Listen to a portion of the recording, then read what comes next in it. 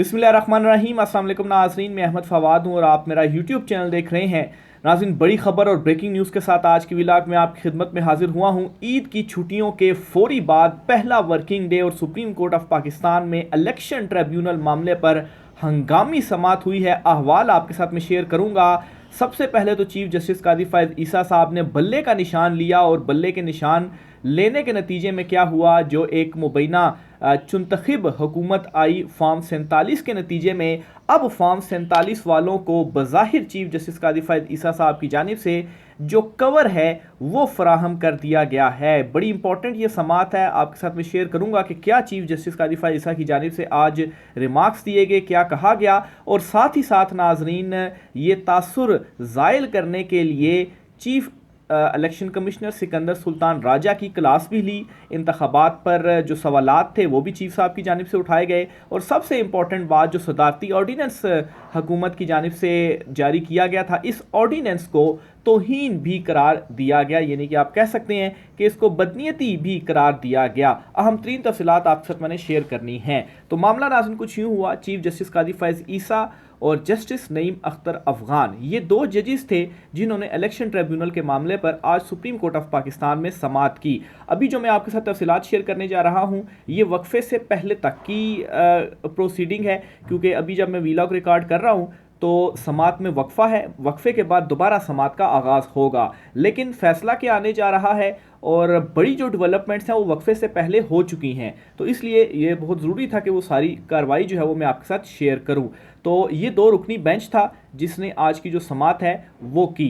Election tribunal वाला मामला क्या था माफ़ कीजिए, मुख्तसर जो बैकग्राउंड आपको बताता चलूँ जी कि लाहौर हाई कोर्ट की जानिब से ट्रिब्यूनल्स बनाए गए और उनमें जो 6 जजेस थे वो तैनात किए गए, जो chief justice Lahore high court की जानिब से नाम दिए गए थे। लेकिन इलेक्शन कमीशन ऑफ पाकिस्तान ने क्या किया जी कि वो इन ट्रिब्यूनल्स को नहीं मान रहा और वो चाहता है कि रिटायर्ड जजेस तैनात हों। तो इसलिए लाहौर हाई कोर्ट के इस फैसले को सुप्रीम कोर्ट ऑफ पाकिस्तान में चैलेंज किया गया था ईद से पहले, और ईद के फौरी बाद चीफ जस्टिस कादी फ़ैज़ ईसा और जस्टिस नईम अख्तर अफगान, ये दो रुकनी बेंच है जो इस केस की जो समाअत है वो कर रहा है। आज केस की समाअत में क्या हुआ, सबसे पहले तो सलमान अकरम राजा साहब जो पाकिस्तान तहरीक इंसाफ के वकील थे, उन्होंने बोलने की कोशिश की, लेकिन उन्हें अदालत की जानिब से बोलने नहीं दिया गया और कहा गया कि पहले जो इलेक्शन कमीशन ऑफ पाकिस्तान के वकील हैं वो दलाइल दें, फिर उसके बाद हम आपको देखेंगे, आपको सुनेंगे। तो इलेक्शन कमीशन ऑफ पाकिस्तान के जो वकील थे उन्होंने दलाइल का आगाज़ किया और उन्होंने ये कहा कि केस में आइन के आर्टिकल 219C की तशरीह का ये मामला है, और साथ ही चीफ जस्टिस कादी फ़ैज़ ईसा साहब बोले, उन्होंने रिमार्क्स दिए कि जो केस है इस केस से मुतल्लिक हमें जो हक़ाइक़ है पहले वो आप बताएं, फिर उसके बाद केस को हम आगे जो प्रोसीड है वो करते हैं। तो इस पर जी आपके सामने पहले मैं इलेक्शन कमीशन के वकील के मुख्तसरन दलाइल रखता हूँ, फिर आगे जो बड़ी इंपॉर्टेंट डेवलपमेंट्स हुई हैं जिसमें चीफ जस्टिस कादी फ़ैज़ ईसा साहब ने बज़ाहिर कवर फराहम कर दिया फॉर्म 45 वालों को, वो रिमार्क्स और वो चीज़ें भी आपके साथ में शेयर करूँगा। इलेक्शन कमीशन के वकील ने कहा कि 14 फरवरी को इलेक्शन कमीशन ने ट्रिब्यूनल की तश्कील के लिए तमाम हाई कोर्ट्स को खतूत लिखे। ट्रिब्यूनल की तश्कील इलेक्शन कमीशन का इख्तियार है।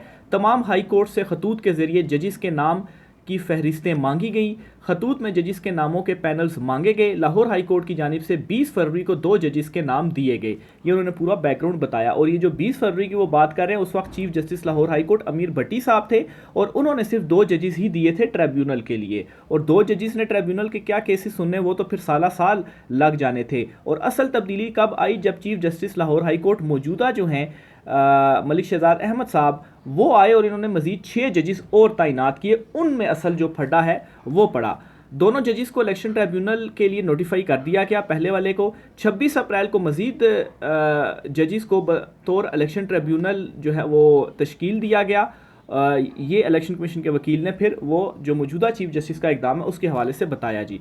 दौरान समाअत जब ये आर्गूमेंट्स वगैरह दिए जा रहे थे तो चीफ जस्टिस कादी फ़ैज़ ईसा साहब जो हैं उन्होंने एहतराम का लफ्ज़ कहने पर जो है वो काफ़ी ज़्यादा टोका। क्या असल में ये मामला क्या हुआ जी, इस तरह से हुआ जी कि हाई कोर्ट को काबिल एहतराम कह रहे हैं, जजिस के लिए ये लफ्ज़ कहा जाता है।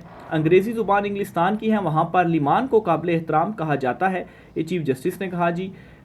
यहाँ पार्लियामेंटेरियन एक दूसरे को एहतराम नहीं देते, एक दूसरे को गालम गलोच करते हैं, और हम ये चाहते हैं कि ये एक दूसरे का एहतराम करें।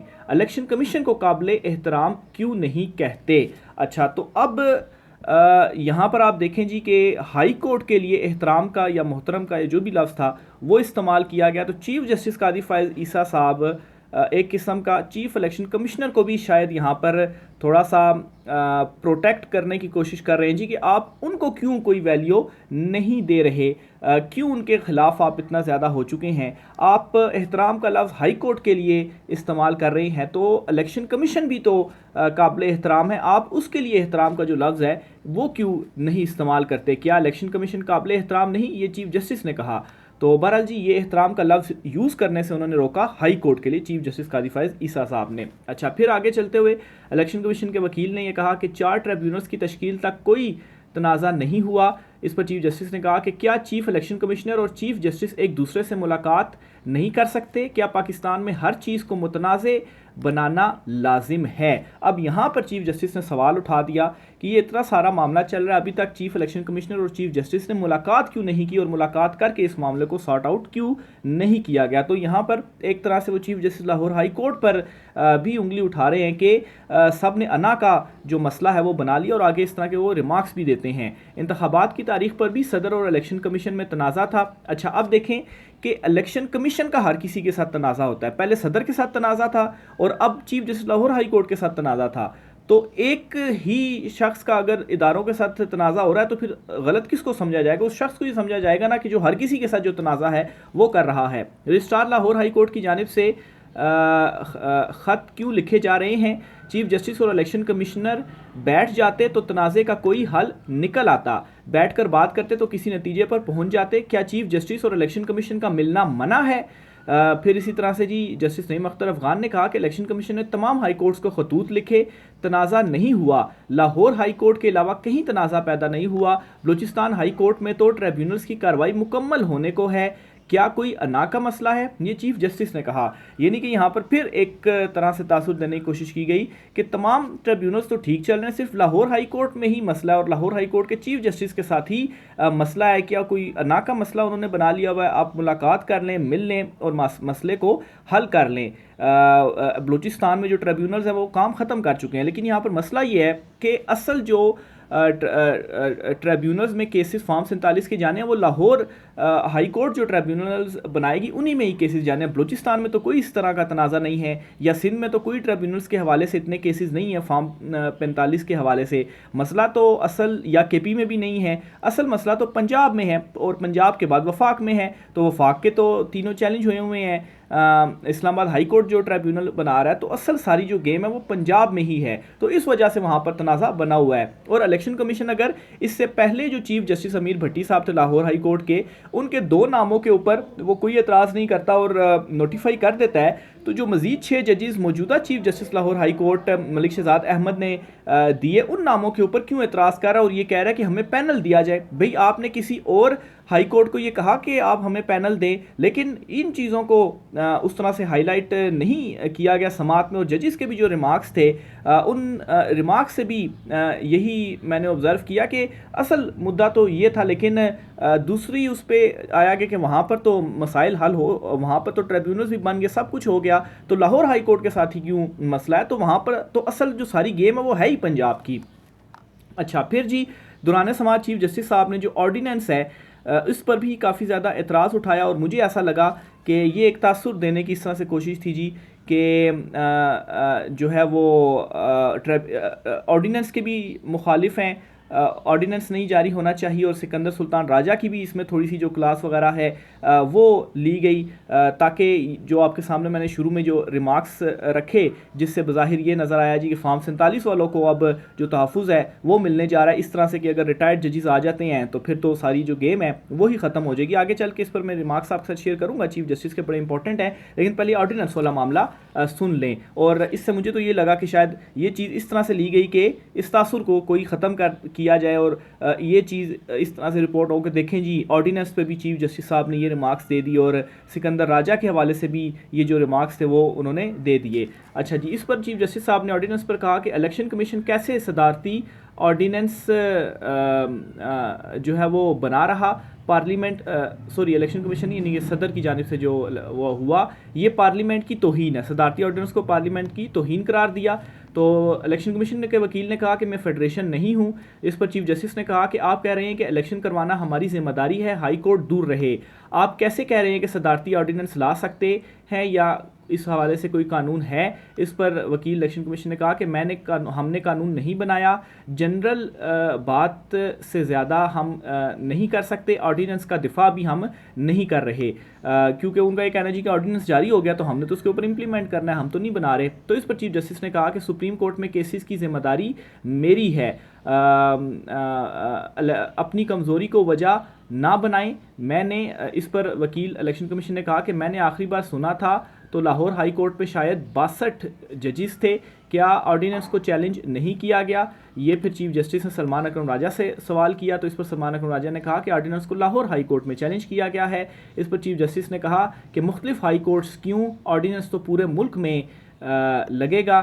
इसी दौरान जस्टिस नईम अख्तर अफगान ने यह कहा जी कि मैं जब chief justice Balochistan high court था, हमने क्लियर कह दिया था ट्रिब्यूनल्स के क़याम का इख्तियार इलेक्शन कमीशन का है। अच्छा, ये वो रिमार्क्स हैं जी जिनकी बुनियाद पर मैं ये कह रहा हूँ कि जो नईम अख्तर अफगान और कादी फ़ैज़ ईसा दोनों जजिस की जानिब से जो रिमार्क्स दिए गए हैं, इससे बज़ाहिर एक कवर फ्राहम कर दिया गया है फॉर्म 47 वालों को, क्योंकि उन्होंने साफ साफ ये कह दिया कि ये जो ट्रिब्यूनल का इख्तियार है वो इलेक्शन कमीशन का ही नहीं कि वो कायम करेगा। और chief justice Lahore high court जो जिनका फैसला था कि उनकी मर्ज़ी के जजेस होंगे, तो वो वाला फ़ैसला फिर गया। और अगर इनकी मर्ज़ी से होंगे तो रिटायर्ड जजेस आएंगे, और फिर रिटायर्ड जजेस ने क्या करना है ये सबको मालूम है जी। इसी तरह से चीफ जस्टिस ने कहा कि पहले भी लाहौर हाई कोर्ट ने पूरा इंतखाबी अमल रोक दिया था। वो जो आरओज़ वगैरह की तैनाती थी उस पर चीफ जस्टिस ने इशारा किया, क्या इलेक्शन कमीशन को ही ख़त्म कर दें? रिटर्निंग अफसर के मामले पर लाहौर हाई कोर्ट ने पूरा इंतखाबी अमल ही रोक दिया था। आप अपना काम करें, दूसरों को अपना काम करने दें, ये चीफ जस्टिस कादी फ़ैज़ ईसा की जानिब से कहा गया। फिर इसी तरह से जी चीफ जस्टिस ने जो ऑर्डिनेंस था इस पर भी मज़ीद रिमार्क्स दिए और कहा कि रिटायर्ड जजेस का कानून कब बनाया गया, सदारती ऑर्डिनेंस के ज़रिए तब्दीली कैसे की जा सकती है? एक तरफ पार्लिमान ने कानून बनाया, पार्लिमान के कानून के बाद ऑर्डिनेंस कैसे लाया जा सकता है? ऑर्डिनेंस लाने की क्या वजह थी? इलेक्शन एक्ट तो पार्लिमान की ख्वाहिश थी, ये ऑर्डिनेंस किस की ख्वाहिश थी? ऑर्डिनेंस काबीना और वज़ीर-ए-आज़म की ख्वाहिश थी, ये वकील ने कहा। पार्लिमान की वक़्त ज़्यादा है या काबीना की? इस पर इलेक्शन कमीशन के वकील ने कहा कि पार्लिमान की वक़्त ज़्यादा है। इस पर चीफ जस्टिस ने कहा इस ऑर्डिनेंस के ज़रिए हाई कोर्ट फैसले की नफ़ी की गई है।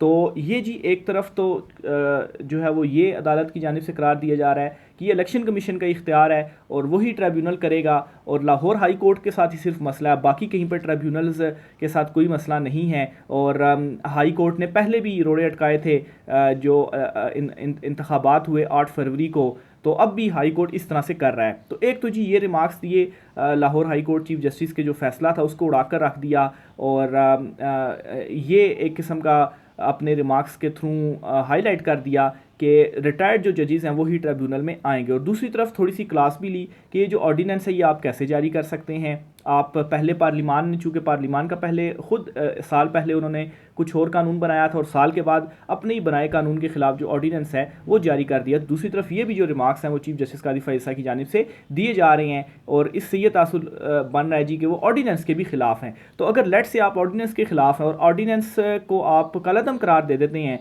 तो फिर तो ये जो रिटायर्ड जजेस वाला मामला है वो तो फिर नहीं होगा। वो तो ऑर्डिनेंस के बाद ही मामला जो है वो शुरू हुआ है। लेकिन दूसरी तरफ ये भी कह रहे हैं जी कि वो इख्तियार भी इलेक्शन कमीशन ऑफ पाकिस्तान का है। तो ये अब तक की जो प्रोसीडिंग है वो हुई है, और इससे मेरी तो अंडरस्टैंडिंग ये है कि इंतखाबात के हवाले से भी जो सवालात थे वो भी चीफ साहब की जानिब से उठाए गए। सिकंदर सुल्तान राजा साहब की भी जो क्लास थी वो भी इस मामले पर ली गई। ऑर्डिनेंस को भी पार्लिमान की जो तौहीन है वो करार दिया गया, लेकिन साथ ही साथ बज़ाहिर लग रहा है जो रिमार्क्स आए कि जो तहफ़्फ़ुज़ है वो भी फॉर्म 47 वालों को इससे मिल रहा है। तो ये जी समात का जो अहवाल आपके सामने मैंने रखा है, ये वक्फे से पहले का है। अभी वक्फे के बाद में मज़ीद जो डिटेल्स होंगी इंशाल्लाह नेक्स्ट व्लॉग में आपके साथ में शेयर करूँगा।